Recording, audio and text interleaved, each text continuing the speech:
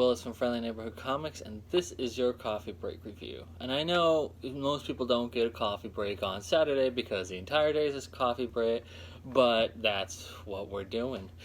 So, again, this morning, I got my nice trusty coffee mug. Today, our coffee mug is Zenescope. This is a fantastic copy. As everybody knows, I'm addicted to Zenescope. Look at that fantastic artwork. And of course, there's Folgers in your cup. So this morning, we're talking about an image book. Now, if you had watched the preview that I had given you about a month or so back, actually about 2 months back now, back in January, I talked about a book called Infidel from Image Comics. Look at that cover. That is a beautiful, beautiful cover. Just great artwork. Now, the idea behind this, as I told you in the previous preview, is that it's a haunted house or haunted apartment building, which appears to be in New York City. I haven't confirmed that, yes or no, but it looks to be in New York City. And we're bringing in different religions. So the main character, as you can see, is she's wearing the hijab. I hope I said that right.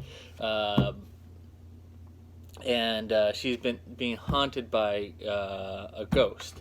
Now the artwork on the interior, like I said, the artwork. Look at that cover, beautiful, beautiful cover. And there is a non-title plain cover as well.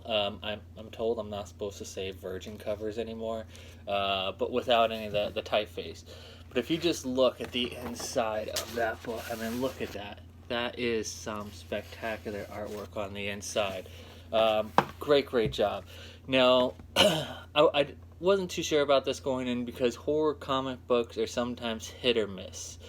This did a great job on the horror aspect. It's not jumping straight into it. It's doing a little bit of a build-up. But as you can see, I only showed you page 2.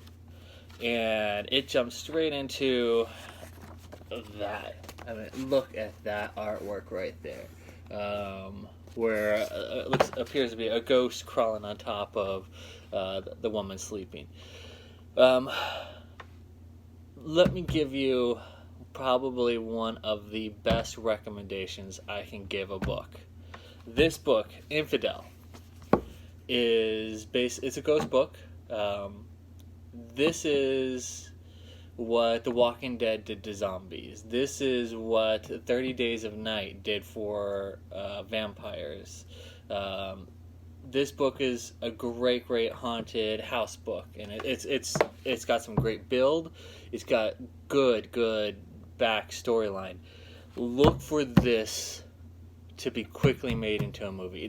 Nothing's been said yet. I don't know if it ever will be, but if I had to place a bet on something, this book will be made into a movie rather quickly. This is probably one of the best recommendations I can give to a book. So don't let this slip through your fingers sort of like The Walking Dead #1 did. Don't let this slip through your fingers like 30 Days a Night #1 from Steve Niles did. Look, this book is going to become something. Now, obviously, it's a haunted house, so it can't be an ongoing series that just goes on and on and on. It's not going to turn into a series like The Walking Dead, but guarantee it's going to be made into a movie like the 30 Days a Night, and it's going to be done rather well too. Well, that's the hope when it goes to movies. The book is great. I can't recommend a book any more than I can Infidel #1. I was looking forward to it when I was looking through the previews back in January. But, you know, the question about one of these books, especially horror, is what's it going to do? Is it just going to be lame and go for the gore and the shock moments? And it doesn't. Or at least it hasn't yet. This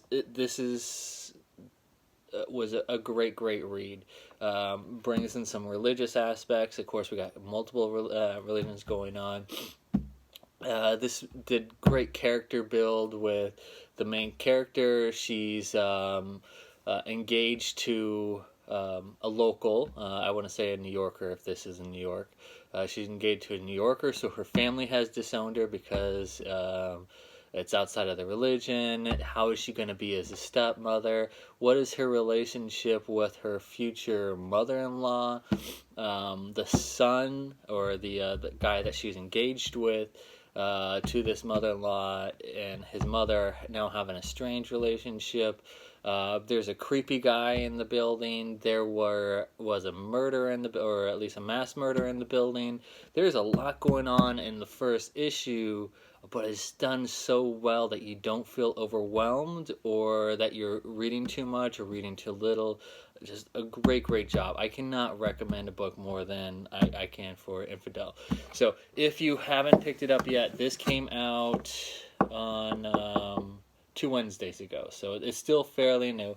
More than likely your shop still may have it, but run out, grab a copy of Infidel #1 before it's gone. It's going to be gone rather quickly. I have a feeling that this is going to be one of those next big things.